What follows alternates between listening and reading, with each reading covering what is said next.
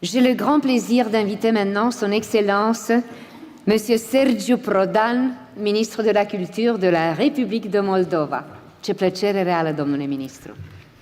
Merci beaucoup, Madame la Présidente de la Conférence Générale, Madame la Présidente du Conseil exécutif, Madame la Directrice Générale, Excellences, Mesdames et Messieurs. Tout d'abord, je voudrais féliciter Madame la Présidente de la Conférence Générale, Simona Mirela Miculescu, pour son élection et lui transmettre nos sentiments d'appréciation et de soutien. C'est un moment de fierté car la République de Moldova et la Roumanie partagent une relation basée sur la communauté historique, linguistique et culturelle. Félicitări, doamna președinte. Nous saluons aussi le retour des États-Unis d'Amérique à l'UNESCO, qui constitue un message fort quant à l'importance et à l'impact du travail continu que chacun d'entre nous investit dans cette organisation. Chers collègues, dans une période marquée par l'incertitude, la mission de l'UNESCO de forger une culture de la paix et de la coopération internationale est plus que jamais d'actualité. Cependant, au moment où nous parlons, notre monde est au carrefour de multiples crises. Premièrement, car l'agression injustifiée et non provoquée de la Russie contre notre pays voisin, l'Ukraine, a ramené la guerre sur le continent européen. Nous réitérons notre fort appel au retrait des troupes russes de l'Ukraine, ainsi qu'au respect de la souveraineté et l'intégrité territoriale de notre pays. Nous soutenons le résultat concret des mesures d'urgence de l'UNESCO pour l'Ukraine et tout le soutien nécessaire à la reconstruction d'après la guerre. Deuxièmement, le récent développement au Moyen-Orient perturbe le contexte régional et mondial. Nous condamnons les attaques terroristes contre l'Israël et nous exigeons la libération inconditionnelle de tous les otages. Nous sommes également préoccupés par la situation humanitaire à Gaza. Dans ce temps d'incertitude, il est impératif de comprendre à quel point nous pouvons adapter l'UNESCO à de nouveaux enjeux pour stimuler l'innovation, promouvoir la diversité culturelle et renforcer l'accès à l'éducation dans le but de construire un monde plus juste, inclusif et durable.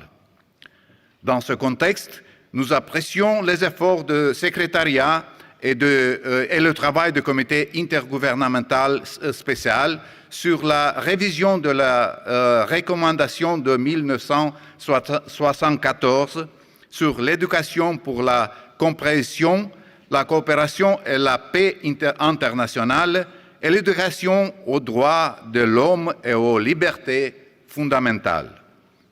Cette recommandation historique et emblématique nous offre une feuille de route précise sur la manière dont l'éducation devrait évoluer au XXIe siècle, en vue de favoriser la paix, de réaffirmer les droits de l'homme et de promouvoir le développement durable face aux menaces et aux défis de notre époque.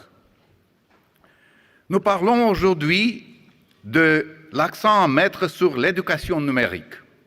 Afin de créer un environnement favorable au développement de la créativité, nous fructifions les résultats des projets déjà mis en œuvre avec le soutien de l'UNESCO en République de Moldova.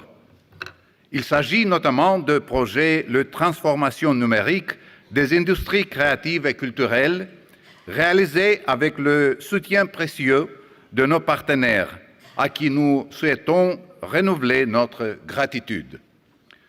Dans le même esprit, la République de Moldova est en train de finaliser le programme national pour le développement des industries créatives, à travers lequel nous visons à soutenir, encourager et développer les industries créatives basées sur l'expérience des pays membres de l'Union européenne et les recommandations de l'UNESCO.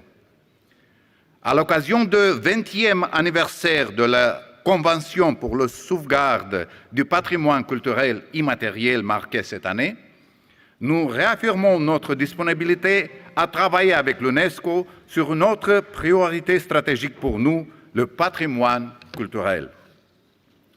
Je tiens à mentionner dans ce contexte que l'année dernière, conjointement avec la Roumanie, un quatrième élément important pour nous a été inclus dans la liste représentative du patrimoine culturel immatériel de l'humanité, l'art de la blouse roumaine.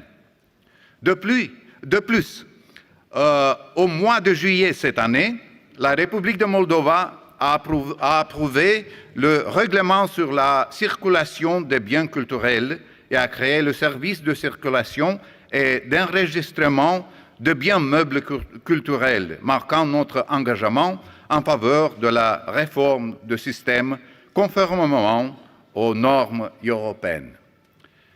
Mesdames et Messieurs, il y a 2 jours, la Communauté européenne a recommandé aux pays membres le début de négociations d'adhésion à l'Union européenne avec la République de Moldova. C'est une nouvelle que mon pays a reçue avec une grande joie et qui nous rend encore plus confiants en notre avenir européen. Une décision qui n'est pas seulement un succès diplomatique, mais qui aussi représente la victoire de notre esprit libre qui a choisi de vivre en paix et en prospérité au sein de la famille européenne. Je vous remercie pour votre attention. Merci. Mulțumim frumos, domnule ministru.